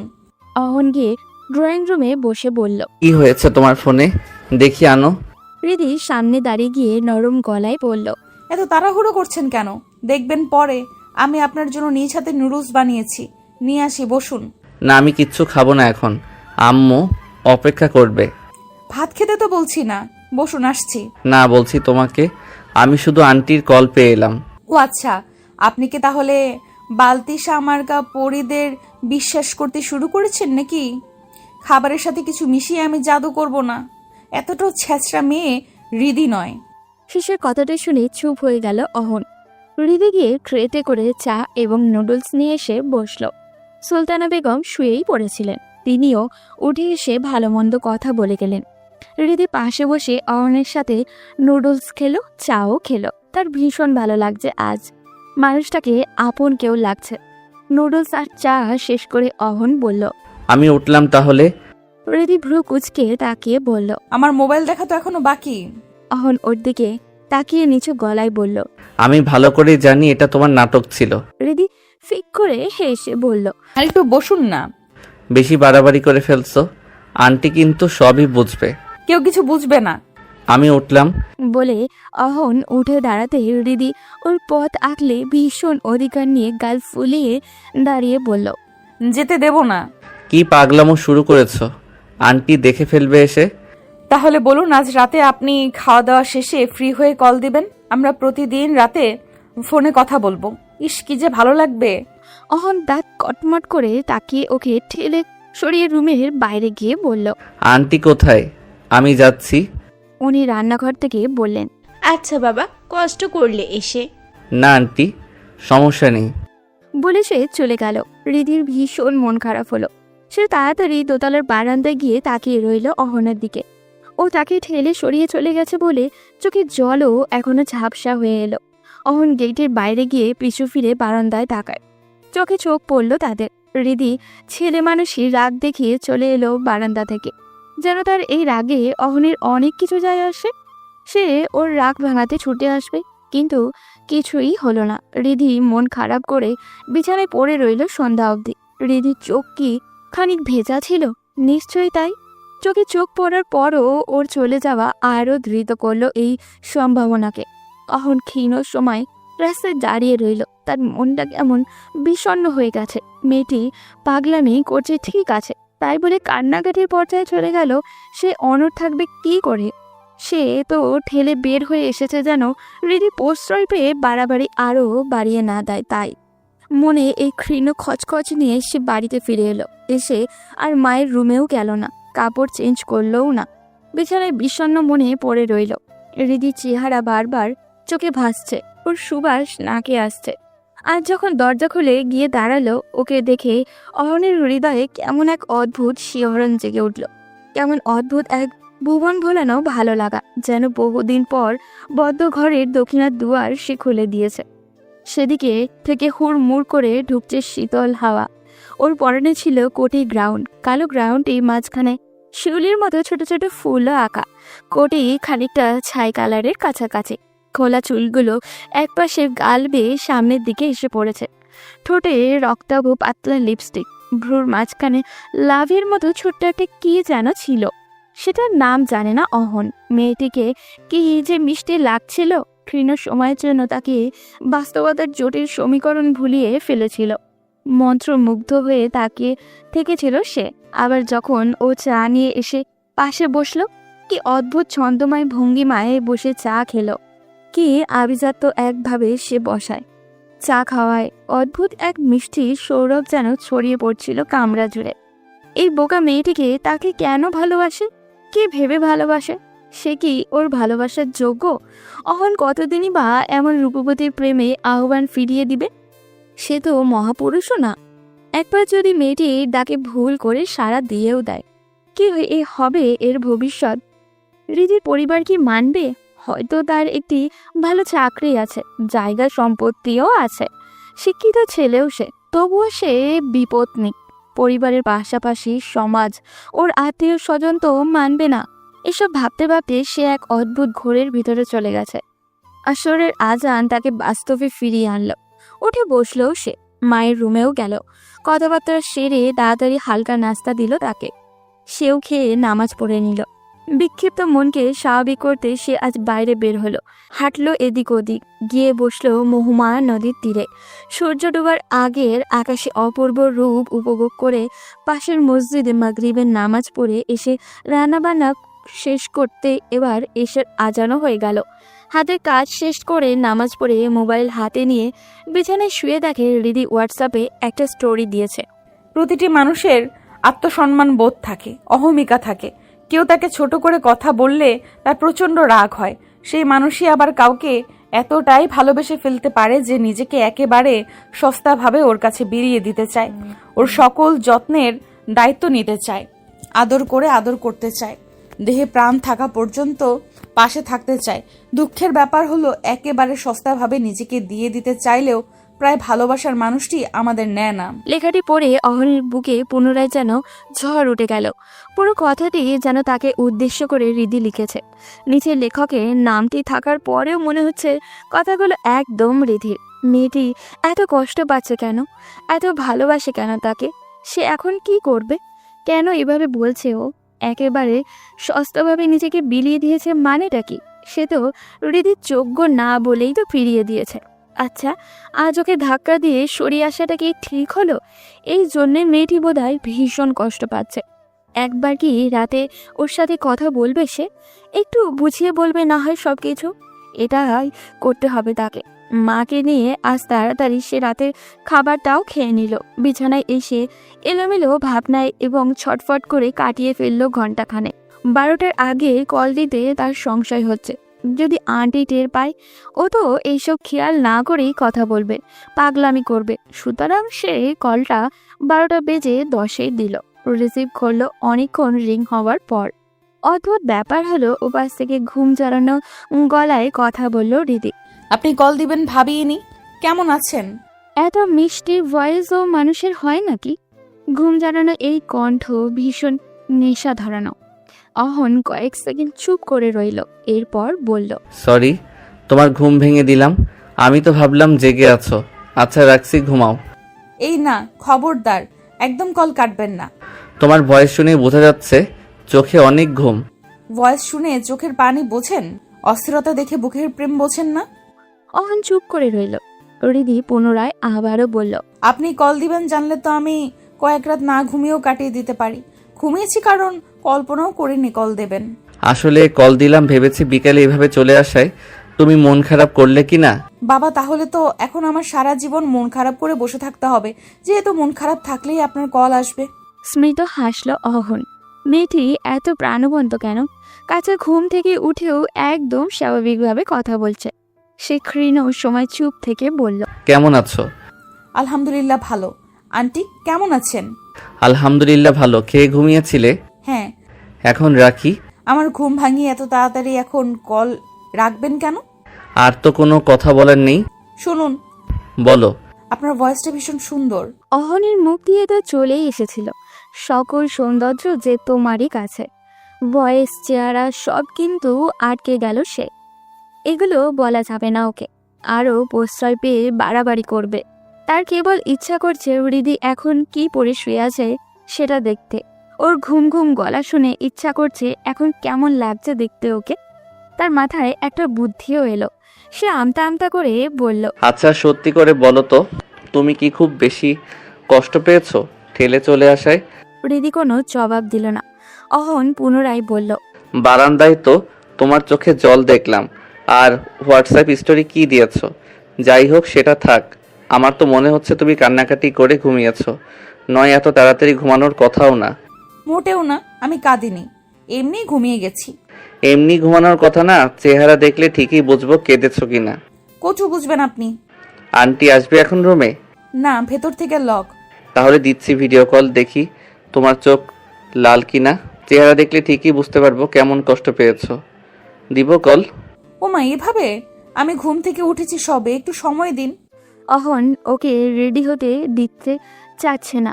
তার কেন যেন একদম এখনই কিরকম লাগছে সেটা দেখতে চাচ্ছে। এখন কি পোশাক, কিরকম ঘুম ঘুম চেহারা, চুল কেমন এলোমেলো, এসব দেখবে সে। অহন বাধা দিয়ে বলল, না, তুমি মুখটাও ধুবে না, কেবল বাতিটা জ্বালিয়ে যেরকম বসে কথা বলেছো সেরকম বসে থাকবে। আপনিও দেখি ভালো পাগলামও জানেন। কল দেব? রিধি বাতি জ্বালিয়ে দিয়ে বলল। কল দিন। অহন সোফায় গিয়ে বসলো। এখানে আলোটি বেশি আছে। ভিডিও কল দিল ওকে। রিসিভ করলো রিধি। ওকে দেখেই যেন বুকের রক্ত চলকে উঠল, তার গায়ের লোম নাড়া দিয়ে উঠল। এত ভয়ানক সুন্দর লাগছে মেয়েটিকে। বালিশ করে নিয়ে বসে মোবাইল সামনে কিছু একটাতে রাখছে মনে হচ্ছে। পরনে কালো একটা গেঞ্জি আর ট্রাউজারের মতো কিছু একটা হবে। ফর্সা হাত দেখা যাচ্ছে ওর, চুলগুলো এলোমেলো হয়ে আছে। ও বালিশে কোণে ঠেকিয়ে বুকে হাত বেঁধে আছে। মেয়েলি অঙ্গগুলো আরো স্পষ্ট হওয়ায় তাদের মধ্যেকার ছাত্রী শিক্ষকের সামান্য অস্বস্তিটুকু যেন ঝেঁটিয়ে বিদায় করে দিয়েছে। দেখি কি মনে হচ্ছে, কেঁদেছি? ঘর থেকে বের হলো অহন। আমতা আমতা করে বলল, না ঠিক আছে। আপনাকে ভীষণ সুন্দর লাগছে। চুলগুলো হাত দিয়ে এভাবে ঠিক করবেন না। কিছু বললে আবার বলবেন স্যারকে এসব কি বলছি। অহন হেসেই ফেলল। তারপর চুপ করে ওর দিকে তাকিয়ে থেকে বলল, তোমার চেহারা একদম শিশু সুলভ লাগছে এখন। ঘুম থেকে উঠলে এরকম হয় নাকি? আমি জানি না তো, কেউ বলেনি। কিছুটা যেন ফুলে আছে গালগুলো। এগুলো কি কাঁদলে হয়? ঠিক আছে, রাখছি এখন। রিধি দীর্ঘশ্বাস ছেড়ে বলল। ঠিক আছে জনাব। ওর জনাব বলার ধরন দেখে অহন কিছুটা বলতে গিয়েও থেমে গেল। কথায় মেয়েটির সাথে পারা খুবই মুশকিল। এমনভাবে বলছে যেন সে ওর প্রেমিক বা বর, অথচ জিজ্ঞাসা করলে ঠিকই বলবে যে স্যার তো জনাবই হয়। কথা না বাড়িয়ে সেও কল কেটে দিল। সাথে সাথেই মেসেজ দিল রিধি। ঘুমটা একদম কেড়ে নিলেন আপনি। কল কাটতেই মন কেমন করছে। অহন চুপচাপ বসে রইল সোফায়। সে কি রিপ্লাই দিবে? মন তো তারও করছে।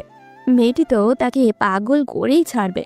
এইরকম একটা মেয়েকে সে যতটুকু এড়িয়ে চলেছে সেটাই তো তার জন্য বিলাসিতা। আর কতটুকুই বা পারবে অহন? আবার যদি প্রেমে জড়িয়ে যায়, এটা তো হৃদির ভবিষ্যতের জন্য ভালো হবে না। এছাড়া কেউই সম্পর্ক মানবেও না। হৃদি পুনরায় মেসেজ দিল। জানেন স্যার, আজকাল আমার পড়ালেখা আইএলস দিয়ে বিদেশ যাওয়ার স্বপ্নই আসে না। তাহলে? আমার ইচ্ছে হয় আপনাকে বিয়ে করব, আমাদের সুন্দর একটা সংসার হবে। সন্ধ্যায় দুজন চেয়ারে পেয়ালা হাতে বসে গল্প করব। ভোরে আপনাকে নিয়ে ছাতে রেখে খাইয়ে রাস্তা অবধি স্কুলের জন্য এগিয়ে দেব। আসলে সবাই কেন পড়াশোনা করতে হবে? সবার স্বপ্ন কেন একই রকম হবে? আমার স্বপ্ন আপনার স্ত্রী হওয়া, আপনার থেকে ভালোবাসা পাওয়া। আমি জানি আপনি অনেক রোমান্টিক, অনেক ভালো একজন প্রেমিক, শুধু আমাকে ধরা দিচ্ছেন না। অহন মেসেজ পড়ে কি রিপ্লাই দেবে বুঝে উঠতে পারছে না। আর তাছাড়া এই মেয়ে যে তাকে কেমনে বুঝে ফেলে, পড়েও ফেলে, যদিও মেয়েরা কিছুটা এইসব বোঝার ক্ষমতা নিয়েই হয়তো জন্মায়। সে কাঁপা কাঁপা হাতে রিপ্লাই দিল। তোমার পরিবার মানবে না, এসব পাগলামি চিন্তা বাদ দাও। মানবে না তা আমিও জানি, তাই বলে আমি বসে থাকবো? সেই 4-5 বছর থেকে আপনাকে দেখলেই আমার বর লাগে, সেটার কি হবে? রিদি, তুমি এরকম করে কথা বলো না তো। এসব তুমি শিখলে কিভাবে? এত কথা কিভাবে বলো? প্রেমে পড়লে মানুষ কবি হয়ে যায় স্যার। ফাইজলামো কথাবার্তা বাদ দিয়ে এখন ঘুমাও রিদি। হ্যাঁ, ঘুমাতে হবে। আজ আপনি আমার স্বপ্নে আসবেন শিওর। স্বপ্নে আসবো মানে? আপনাকে নিয়ে আমি কত স্বপ্ন দেখি। গতকালই তো দেখলাম আমরা চাঁদনি রাতে মহুমায়া নদীতে নাও নিয়ে ঘুরছি। আমি আপনার কোলে হেলান দিয়ে বসে আছি, আপনি আস্তে আস্তে বৈঠা টানছেন। আচ্ছা স্যার, এসব স্বপ্ন একদম বাস্তব, তাই না? বিয়ের পর তো আপনি আমাকে নিয়ে শিওর এভাবে ঘুরবেন। অহন চুপ হয়ে গেল। তার পুরাতন স্মৃতি মনে পড়ে গেল। তবে আজ সেই স্মৃতি মনে পড়ায় তাকে খুব একটা কষ্ট দিচ্ছে না। মনে হচ্ছে সত্যি হৃদিকে নিয়ে এভাবে ঘুরতে পারলে ভালোই তো হতো। কিন্তু হৃদি এগুলো চাললো কি করে? সে নিশিকে নিয়ে চাঁদনি রাতে মহুমায়া নদীতে ঘুরতে একটা লোকে কি জানতো? জানতে পারে, কেউ কেউ দেখেছেও হয়তো। বিশেষ করে নদীর পাড়ে লতিফ চাচার নাতনি তো, ওরাও বলতে পারে। অহন জিজ্ঞাসা করেই ফেলল। চাঁদনি রাতে তোমাকে নদীতে নিয়ে ঘুরবো কেন মনে হলো? এলাকার কেউ ঘুরে বলে তো জানি না। এলাকার কেউ ঘুরে না, আমরা ঘুরবো, এত জানতে হবে না আপনার। অহন আরো কিছুক্ষণ চুপ থেকে বলল। আগে বলেছিলে আমি অনেক রোমান্টিক, সেটাই বা তোমাকে কে বলল? কেউ বলার আছে নাকি? আপনার কোনো প্রেমিকা কি আছে যে আমাকে বলার কথা এসব? এমনিই বললাম। আপনি না ঘুমাবেন, ঘুমান তো এখন। বাই। অহন বুঝতে পারছে হৃদি কিছু একটা লুকোচ্ছে। তবু কথা না বাড়িয়ে সে সত্যিই ঘুমাতে চলে গেল। নিজের বোকামের জন্যই হৃদির নিজের চুল নিজেই টেনে ছিঁড়ে ফেলতে মনে করছে। কি থেকে কি বলা শুরু করেছে সে? স্যারের সম্পর্কে এগুলো জেনেছিল নীলার থেকে। ওদের বাড়ি স্যারের বাড়ির পাশেই, যদিও নীলা অনার্স পড়েছে এখন শহরে থেকে। ওর এখন গ্রামে থাকে না। নীলা স্যারের কাছে ক্লাস 9 থেকে পড়তে যেত। দুজন ক্লাসমেট হওয়ায় নীলা স্যারের সম্পর্কে নানান গল্প করত। চাঁদনি রাতে নদীতে ঘুরতে যাওয়ার ঘটনাও সে ওর কাছ থেকেই শুনেছে। স্যার তার স্ত্রীকে অনেক ভালোবাসতেন, সেটাও বলতো। তাছাড়া স্যারের স্ত্রী এভাবে হঠাৎ মারা যাওয়ায় এলাকায় অনেক আলোড়ন তুলেছিল। সকালে ভীষণ কষ্ট পেয়েছিল। মুখে মুখে গ্রামের মানুষ তাদের ভাষায় গল্প করতে অনেকটা এইরকম। অহন ছেলেটা অনেক ভালো, মাকেও যেমন যত্ন করে স্ত্রীর প্রতিও সে ভীষণ যত্নশীল। ওর স্ত্রী প্রেগনেন্ট যখন ছিল নিজ হাতে রেঁধে নিজেই মুখে তুলে খাইয়ে দিত। কেউ তাদের বাড়িতে গেলে ওদের আচার আচরণ এক আরেকজনের প্রতি শ্রদ্ধা ভালোবাসা দেখে খুবই অবাক হতো। কেননা গ্রামেগঞ্জে এরকম দম্পতি দেখে কেউ অভ্যস্ত ছিল না। গল্প করতেন হৃদির মা সুলতানা বেগম। আহারে, কত কম বয়সে ছেলেটা বউ হারাইলো, খুব নাকি কেঁদেছে। মাসের পর মাস কারো লগে কথাই বলে। সবার মুখে এইসব শুনে হৃদিরও ভীষণ কষ্ট হতো। এরপর স্যার যখন ইন্টারে ওকে পড়াতে আসতে শুরু করলেন, ধীরে ধীরে মানুষটিরও আচরণ কথাবার্তা সৌন্দর্যের পাশাপাশি তার চোখের বিষণ্ণতাও হৃদিকে আকৃষ্ট করে ফেলে। মনে হতে থাকে উনি বিবাহিত হলেও একজন প্রকৃত প্রেমিক পুরুষ, যে নারীকে প্রকৃতভাবে সম্মান দিতে জানে, যত্ন করতে পারে, ভালোবাসতেও পারে। এরকম একজন জীবনসঙ্গী তার হলে কি ভালো হতো না? এভাবে যদি ক্রমশই প্রেমে পড়ে যায় মানুষটির, ঘুমে ওর একটু দেরিতেই আজ এলো। তবুও উঠল 9টার আগে। তাড়াতাড়ি ফ্রেশ হয়ে নাস্তা করে বারান্দায় চলে গেল। খুবই দ্রুত করলো সবকিছু। অহন স্যারের দেখা মিলল 9:45-এ। গেটের সামনে দিয়ে যাওয়ার সময় দুজনের চোখাচোখিও হলো। মুচকি হাসলে অহন স্যার। সেও হাসি ফিরিয়ে দিল। মনটায় যেন ভালো হয়ে গেল হৃদির। স্যার এখন গেট পেরিয়ে চলে গেছেন কিছুটা। কি পিছু থেকে দেখছে হৃদি। আজ পরনে এম ছাড়া সাদা শার্ট আর কোনাই অবধি গোটানো। ভীষণ ভালো লাগছে ওনাকে সকল কাপড়েই বেশ মানায়। লম্বা আর কিছুটা স্বাস্থ্য ভালো হয় কিনা কে জানে। দেখতে দেখতে উনি দৃষ্টির সীমানার বাইরে চলে যাচ্ছেন। এর ভেতর কয়েকবার পিছু ফিরে তাকে দেখল। আজ রাত ঠিক 12টায় কল দিয়ে ফেললো হৃদি। রিসিভ করলেন স্যার। যারা ওর কলেরই অপেক্ষায় ছিলেন। দুজন কথা বলতে বলতে স্যার হঠাৎ বলে ফেললেন, তুমি বারান্দায় পায়ের উপর পা রেখে থুতনিতে হাত থেকে এভাবে বসো কেন রোজ? কেন বিশ্রী লাগে? না, বলতে চাইছি এটা কি বসার কোনো ফ্যাশন বা কোথাও কোনোভাবে কি জেনেছো এভাবে বসলে মেয়েদের ভীষণ আভিজাত্য ভাব ফুটে ওঠে? তাই নাকি? আমি তা তো ভেবে বসি না। বসে কিভাবে যে তাকিয়ে থাকো বাবা। কিভাবে তাকাই? থাক, এত জানতে হবে না, শুধু বলবো তুমি খুব দক্ষভাবে আমাকে দুর্বল করে দিচ্ছ। এর ফল কিন্তু দুজনের জন্যই ভালো হবে না। না হোক ভালো, আর আপনিও আমাকে পছন্দ করে ফেলেছেন, এটা স্বীকার করে নিলেই হয়। উপাস থেকে সাথে সাথে অহন প্রতিবাদ করলো। পছন্দ করে ফেলেছি মানে আমি অপছন্দ করতাম কখন? আমি আগের মতোই আছি। আগে যে বললেন আপনি দুর্বল হয়ে যাচ্ছেন, তার মানে কি আপনি আসলে প্রেমেই পড়ে গেছেন? একদম না, আমাদের প্রেম বা বিয়ে এগুলো সম্ভব না। স্যার, বলো। ভাবুন কেউ আপনাকে তীব্রভাবে ভালোবাসে, এমন একটি মেয়ে এই নিঝুম রাতে আপনার পাশে আছে। সে আপনাকে কত যত্ন করবে, ভালোবাসবে ভেবে দেখুন, কারণ সে তো আপনাকে ভালোবাসে। আমারও তো তাকে ভালোবাসা লাগবে। আপনি আমাকে ভালোবাসেন না বুঝলাম, ঘৃণা বা অপছন্দও তো করেন না। না, তা না। তাহলে সত্যি করে বলুন, আমার সঙ্গ আপনার ভালো লাগবে না? ভালোবাসা না হয় বিয়ের পরেই হয়ে যাবে। অহন চুপ করে রইল। রিদি পুনরায় বলল, আচ্ছা, আমার প্রতি আপনার কি কোনো অনুভূতি কাজ করে না? আমি তো ফিল করি আপনিও আমাকে ভীষণ পছন্দ করেন। এটি কি তাহলে আমার মনের ভুল? না, মনের ভুল হতে যাবে কেন? তাহলে? আচ্ছা, রীতি ভিডিও কল দিয়ে কি বলো? ওমা, তা কেন? না মানে তুমি কেমন ইমোশনাল হয়ে গেছো, কাঁদছো টাচ্ছো মনে হচ্ছে। কি বলেন? আমি কি যখন তখন কাঁদি নাকি? ওপাশের স্যারের আমতা আমতা শুনতে পেল রিদি। তারপর নিচেই বলল, আচ্ছা দিচ্ছি ভিডিও কল। বলে কল কেটে ভিডিও কল দিল সে। অহন কল পেয়ে তাড়াতাড়ি বিছানা থেকে উঠে বসলো। কেমন যেন বিব্রত বোধ করছে ও। হঠাৎ সে কেন ভিডিও কলের কথা বলে বসলো? এটা ঠিক ওর ভয়েস শুনে তার কেন যেন দেখতে ইচ্ছা করে, তাই বলে এভাবে বলে ফেলবে? সে তাড়াতাড়ি বাতি জ্বালিয়ে গেঞ্জিটা গায়ে চাপিয়ে সোফায় গিয়ে বসে রিসিভ করলো। স্ক্রিনে ভেসে উঠল হাস্য জল রিদিকে। সে উপুর হয়ে শুয়ে মোবাইলের সামনে রেখে থুতনিতে হাত রেখে শুয়ে আছে, চুলগুলো সামনের দিকে ঝুলে আছে। অহন হাত নেড়ে হ্যালো বলল। রিদি কিছু না বলে অনেকক্ষণ তাকিয়ে থেকে চোখ মেরে দিল তাকে। অহন চমকে উঠল, নিজেকে সামলেও নিল, না বোঝার ভান করে বলল, আন্টি ঘুমিয়ে গেছেন? রিদি এবার কিছু না বলে ঘৃণার সময় তাকিয়ে বলল, লাভ ইউ জনাব, প্রচন্ড ভালোবাসি আপনাকে। অহনের এত ভালো লাগছে ওর এই কাজগুলো, সে কৃত্রিম রাগ দেখানোরও যথেষ্ট রসদ মনে থেকে জোগাড় করতে পারছে না। তার কেমন চেহারায় হাসি ছড়িয়ে পড়ে যাচ্ছে। যতটুকু পারা যায় কথাগুলো এড়িয়ে দেওয়ারই চেষ্টা করছে অহন, কিন্তু ওর সৌন্দর্য কি এড়ানো সম্ভব? বারবার রেডির চোখের মায়ায় হারিয়ে যাচ্ছে ও যখন অবাধ্য চুলগুলো সরিয়ে নিজের কানে গুঁজে দেয়, তখন সে শ্বাস নিতেই যেন ভুলে যাচ্ছে। হৃদির ঠোঁট, শিশু সুলভ মায়াবী চেহারা, এগুলো তাকে চুম্বকের মতো আকর্ষণ করে। একটু আগে যে হৃদি চোখ মেরে নিজেই লজ্জা পেয়ে হেসে মুখে বিছানায় মুখ লুকিয়ে নিল, কি যে ভালো লেগেছে অহনের, তা ভাবনার ব্যাঘাত ঘটালো হৃদির মধুর ডাক। স্যার, কি? ফিসফিস করে হৃদি বলল, ভিডিও কলে যেভাবে আমি শুয়ে তাকিয়ে আছি, বিয়ের পর রাতে আমরা এইভাবে শুয়ে একজন আরেকজনকে দেখে গল্প করব। অহনের বুকে তোল পার শুরু হয়, গায়ে কাটা দেয়। সত্যি কি এইরকম কপাল তার আছে?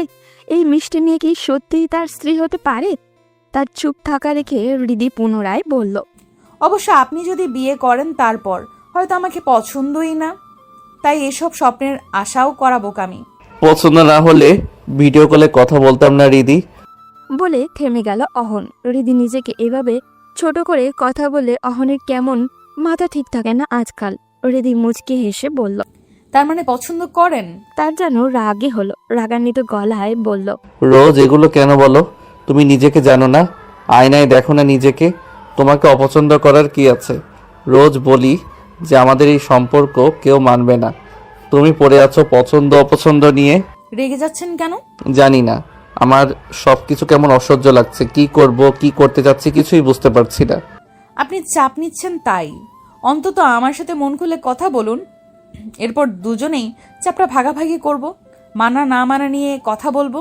আপনি যদি সত্যি আমাকে চান আবার আমার কাছে আড়াল রাখেন তাহলে তো চাপ ফিল হবেই। অহন চুপ হয়ে গেল।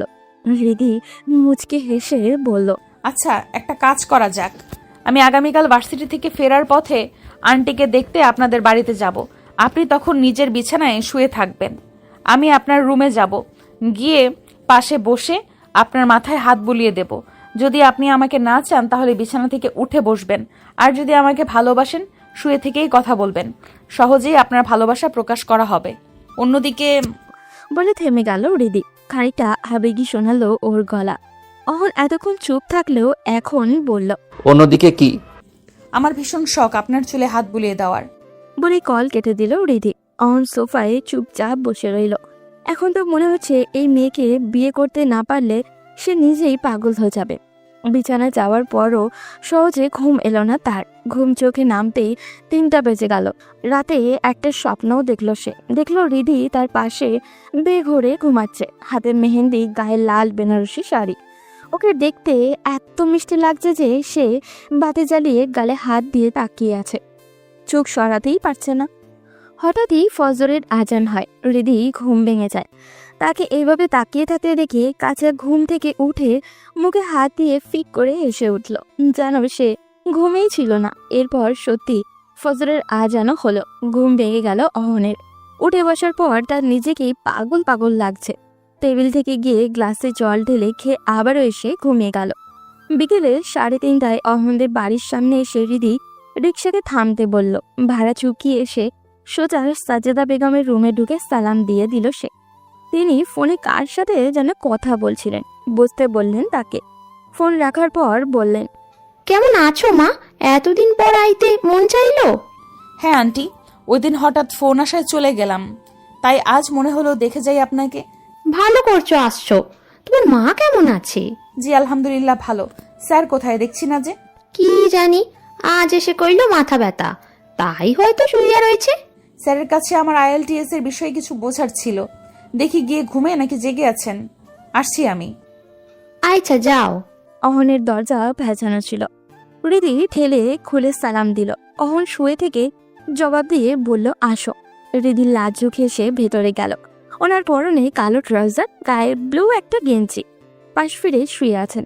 সে বিছানার সামনে গিয়ে দাঁড়ালো। হৃদি অন্যদিকে তাকে দাঁড়িয়ে বলল, আপনি আগে চোখ বুজে নিন। কেন?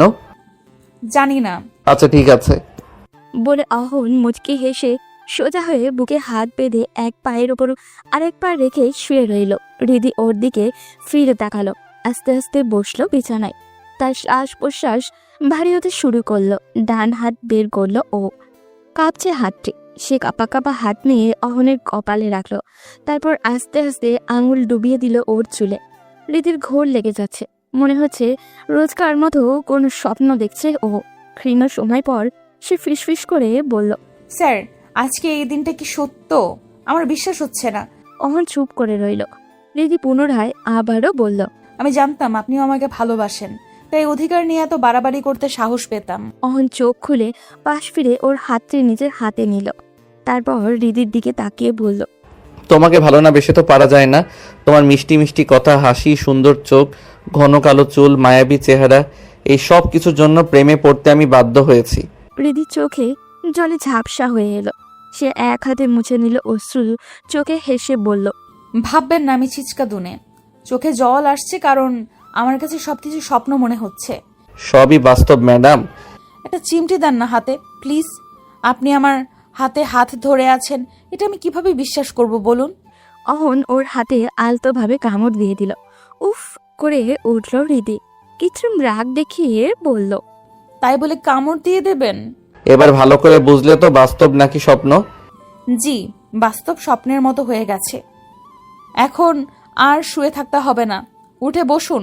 অহন উঠে বসলো। তারপর খানিকক্ষণ হাত ধরে বসে ওর দিকে তাকিয়ে থেকে বলল, হ্যাঁ দিদি, আমিও তোমাকে প্রচন্ড ভালোবাসি, আর এটা আজ তোমাকে জানিয়ে সত্যি নিজেকে অনেক হালকা লাগছে। স্যার, আমার একটা কথা রাখবেন? হ্যাঁ বলো। একবার আপনাকে শক্ত করে জড়িয়ে ধরতে পারি? অহন চুপ হয়ে গেল, কিছু বলল না। হৃদি এগিয়ে গিয়ে শক্ত করে জড়িয়ে ধরল অহনকে। হৃদির আজকাল অন্যরকম প্রশান্তি কাজ করছে। ওর সাহস বেড়ে গেছে হাজারো গুণ। অহন আস্তে করে বলল, এভাবে সারা জীবন জড়িয়ে রাখতে পারবে আমায়? খুব পারবো, এভাবেই শক্ত করে জড়িয়ে রাখবো আপনাকে, খুব ভালোবাসি আপনাকে। বলে ঠুপ করে একটা চুমু খেলো অহনের কপালে। অহনও তার ফাজিল প্রেয়সীকে শক্ত করে নিজের বাহুডোরে আবদ্ধ করলো। তাদের ভালোবাসা খুব শীঘ্রই পূর্ণতা পাক, এই প্রত্যাশা রেখে আজকের গল্প এখানেই শেষ করছি।